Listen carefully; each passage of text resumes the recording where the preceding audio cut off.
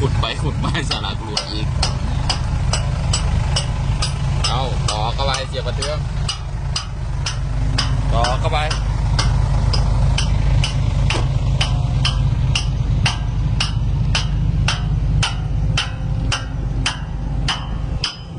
รถเจ้าขึ้นแรงเนี่ยช่าง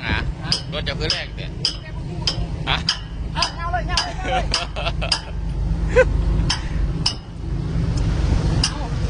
เอาท่องคาถาใส่ง่ายมันหลุด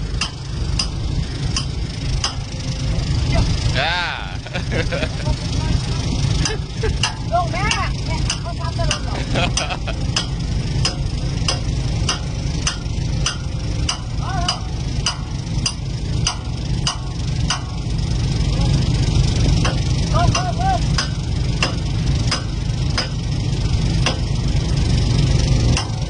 ช่างหาโบกเสียบกระเทืองตอก